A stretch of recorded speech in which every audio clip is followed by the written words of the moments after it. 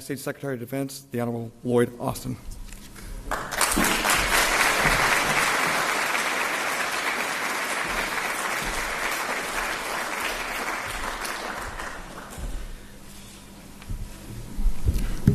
Well, good afternoon.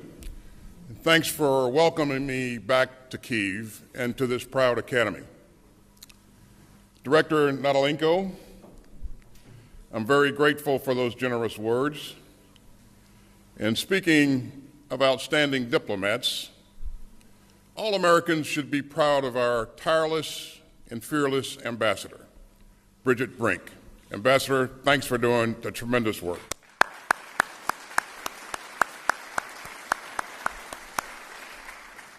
Let me also thank my good friend, Minister Umerov.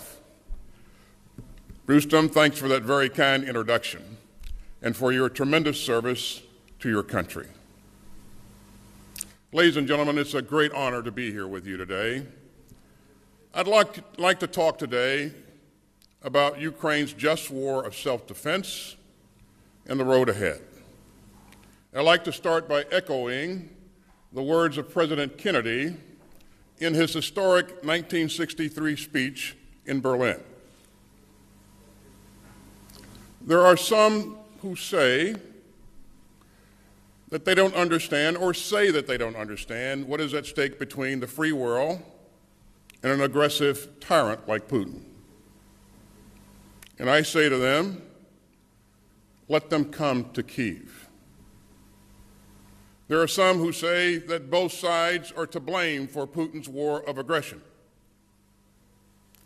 Let them come to Kyiv. There are some who blur the lines between aggressor and victim. Let them come to Kyiv. And there are some who deny that the Kremlin targets Ukrainian civilians. Let them come to Kyiv. There are some who say that Ukraine isn't a real nation.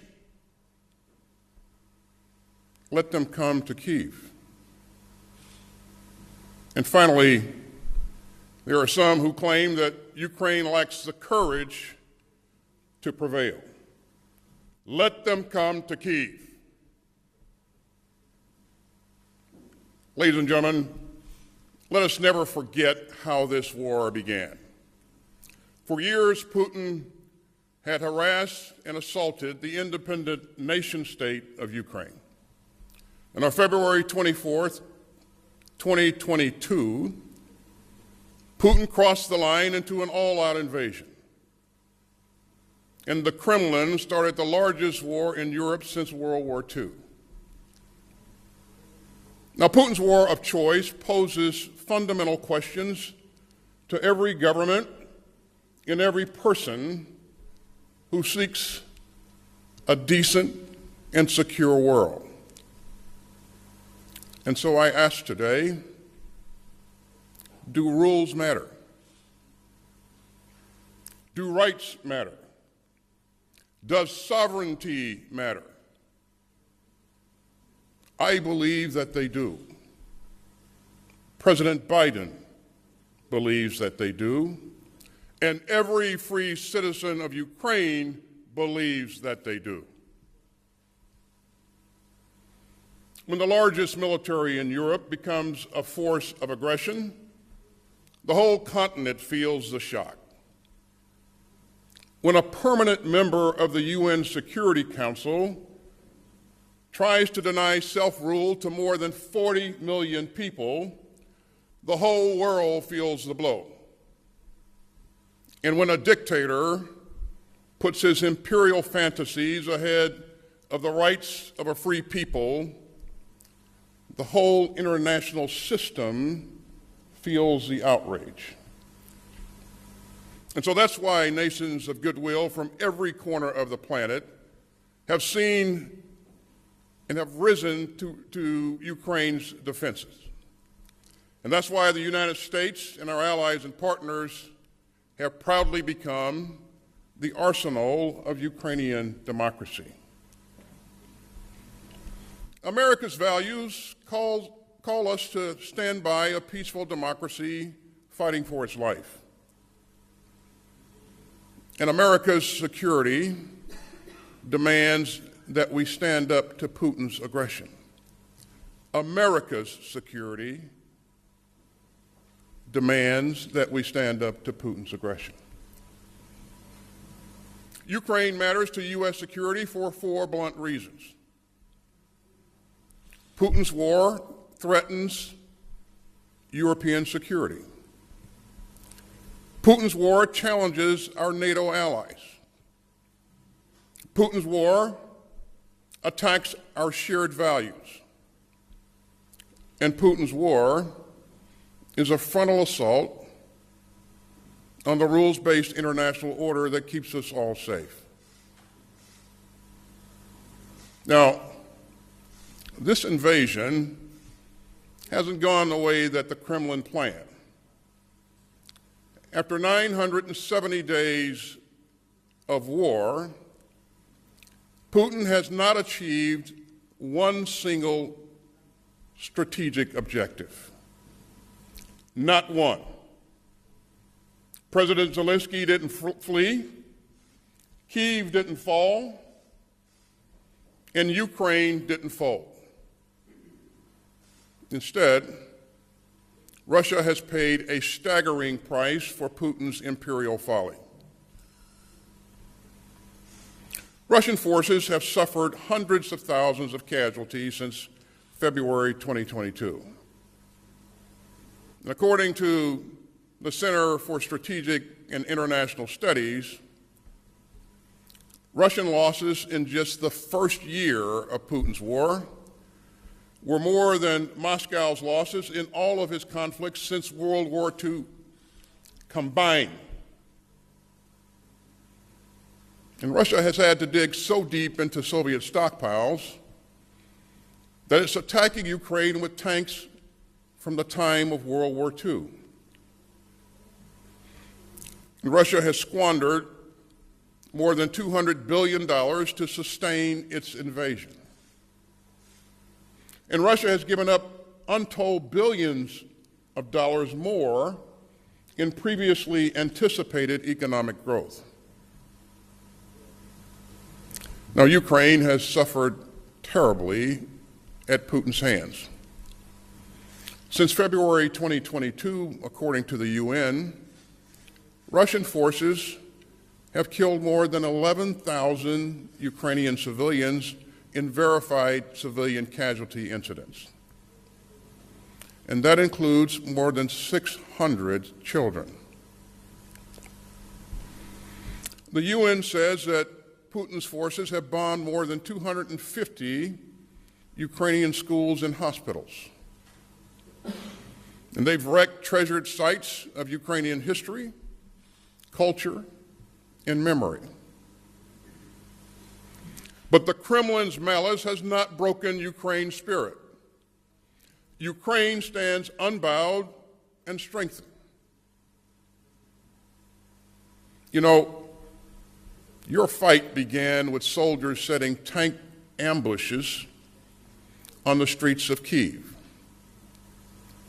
and with ordinary citizens making Molotov cocktails to defend their homes.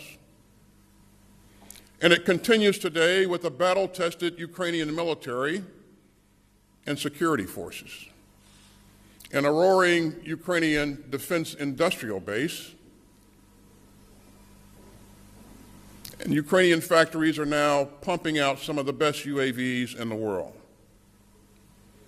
And experienced Ukrainian air defenders are protecting their forces and their families. And your soldiers have shown incredible skill. Your frontline defenders have shown heroic resolve. And your citizens have shown stunning courage. Ukraine's resistance is powered by the emergency workers who rushed to the scene, and by the energy workers who raced to fix the damage of the Kremlin's attacks, and by the doctors who risked their own lives to save the wounded, and by the nurses who provide comfort in hours of anguish. and by the clergy who tend to suffering souls, by the teachers who keep Ukraine's schools open, and by the parents and grandparents who fight every day to keep their children safe and give them a future of peace. And so your admirers around the world are studying the Ukraine way of resistance. And we strongly encourage the reforms that Ukraine has launched to help realize its people's hopes of joining the European Union and NATO. Ukraine's defenders have brought inspiration to the world and glory to Ukraine. Slava Ukraini!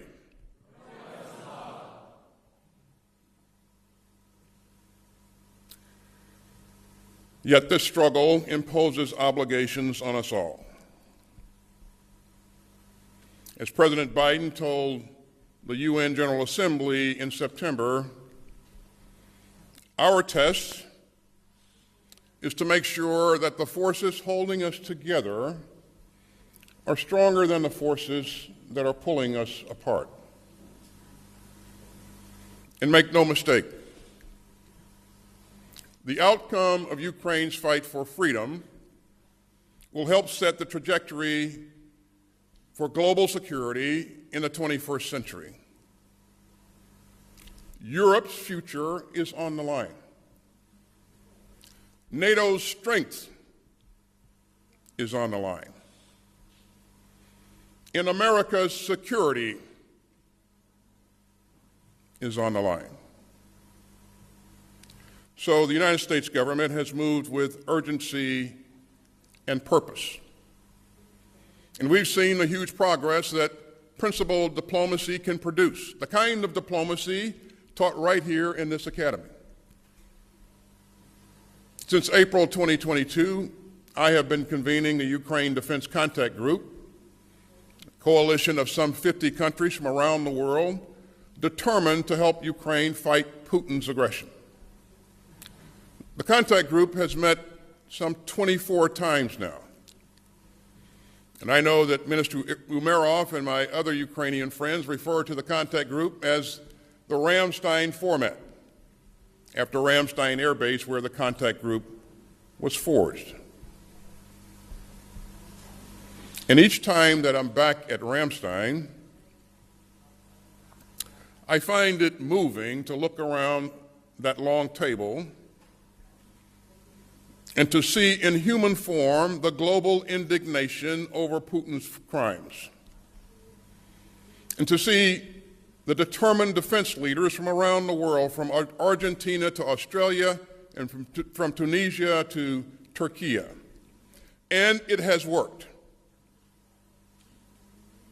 America's allies and partners are sharing the burden of our shared security. And that's the power of Ramstein. You know, as a percentage of GDP, a dozen U.S. allies and partners now provide more security assistance to Ukraine than the United States does. And members of the contact group have provided more than $1 billion in direct security assistance to Ukraine. And I'm proud to remind you that the United States is doing our part as well. My country has committed more than $58 billion in security assistance for Ukraine since February 2022. We've delivered 2 Patriot batteries and dozens of other air defense systems. We provided 24 HIMARS rocket systems and thousands of armored vehicles and drones, and millions of rounds of artillery and other critical munitions. Now that is a very real financial commitment. But for anyone who thinks that American leadership is expensive, well, consider the price of American retreat. In the face of aggression, the price of principle is always dwarfed by the cost of capitulation. Our allies and partners know that. And I've been proud to watch the pro-Ukrainian coalition dig deep. So just consider Germany, host to Ramstein Air Base. Germany alone has provided or committed to military assistance for Ukraine valued at close to $31 billion.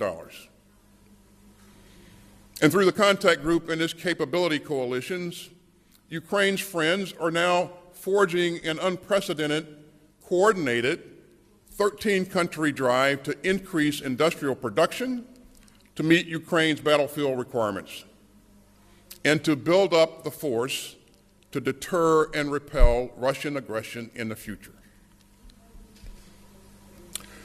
And so, not since World War II has America systematically rallied so many countries to provide such a range of industrial and military assistance for a partner in need. Now, there is no silver bullet. No single capability will turn the tide. No one system will end Putin's assault. What matters is the way that Ukraine fights back. What matters is the combined effects of your military capabilities, and what matters is staying focused on what works. Now, I believe that President Biden and Vice President Harris will have a proud place in history for rallying the world to defend Ukraine. And so will the allies and partners who seek a free Ukraine in a safer world. But the proudest place of all will go to the Ukrainian people. From President Zelensky on down, your leaders chose to fight back. And the people of Ukraine have met Russia's aggression and atrocities with magnificent defiance. The spirit of Ukraine has inspired the world. And it has reminded us all to never take our freedom for granted. And so we refuse to blame Ukraine for the Kremlin's aggression. We refuse to offer excuses for Putin's atrocities. And we refuse to pretend that appeasement will stop an invasion. We fully understand the moral chasm between aggressor and defender. And we will not be gulled by the frauds and the falsehoods of the Kremlin's apologists. And we will continue to defend the Ukrainian people's right to live in security and in freedom. The Kremlin has forced us into an age where Europe's largest military invades Europe's second largest country. And we dare not believe, as the novelist George Eliot once wrote, that the giant forces that used to shake the earth are forever laid to sleep. America's goals remain clear, achievable, and principled. We seek a free and sovereign Ukraine to an open international system of rules, rights, and responsibilities.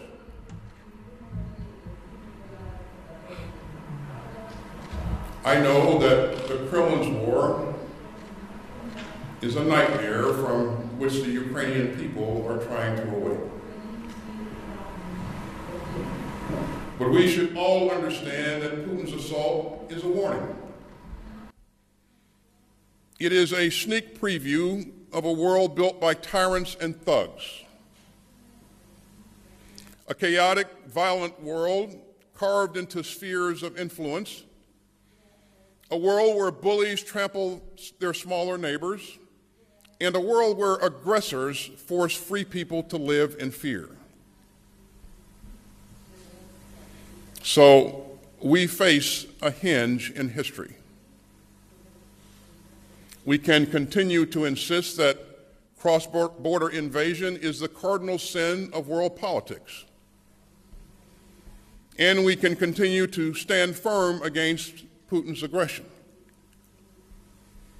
Or we can let Putin have his way. And we can condemn our children and grandchildren to live in a far bloodier and more dangerous world. So we must continue to squarely face, the specter of an aggressive Russia, backed by other autocrats from North Korea and Iran. If Ukraine falls under Putin's boot, all of Europe will fall under Putin's shadow. Putin is not just hammering at the norms of the international system built at such a terrible cost by the Allies after World War II. He is shoving us all toward a world where might makes right, and where empire trumps sovereignty.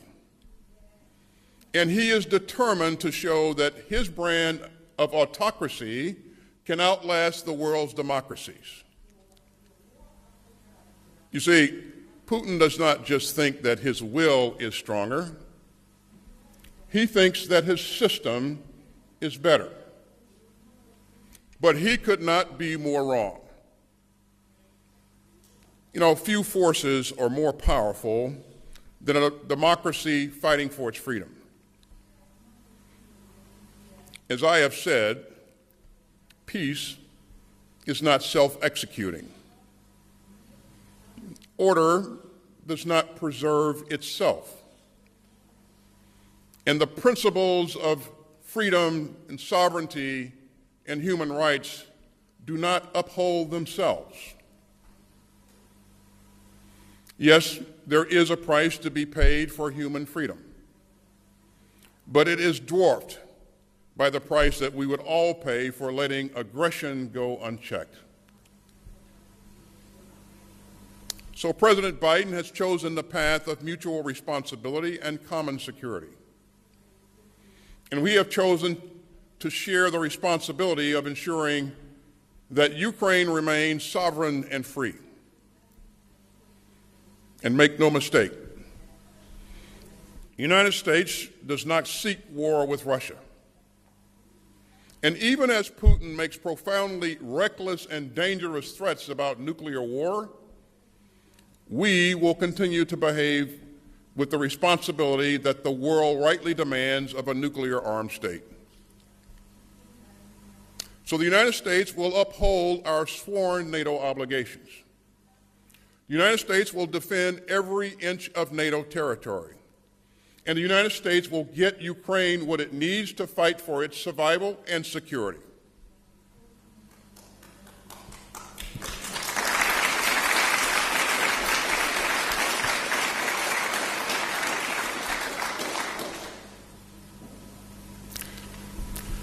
Ladies and gentlemen, let's be clear. Ukraine does not belong to Putin. Ukraine belongs to the Ukrainian people. And Moscow will never prevail in Ukraine. You know, Putin thought that Ukraine would surrender. He was wrong.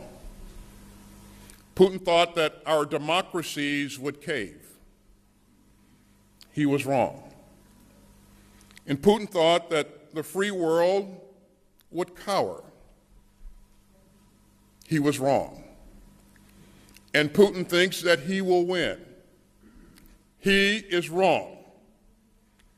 And as I said in Halifax almost 2 years ago, free people will always refuse to replace an open order of rules and rights with one dictated by force and fear. Now, Ukraine faces complex challenges in the days to come. And as then Vice President Biden said at this academy in 2014, democracy is not a destination. Democracy is a road traveled, and it's a hard damn road to travel.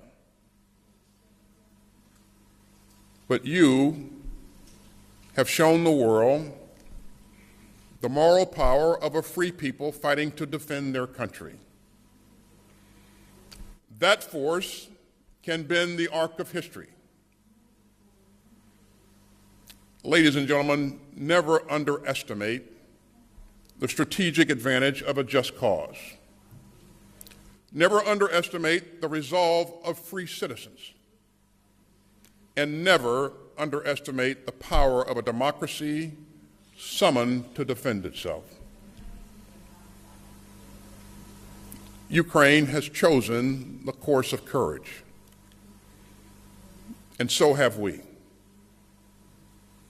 My friends, you walk a hard road, but you do not walk it alone. Thank you, God bless you, and may God bless all who fight to defend freedom.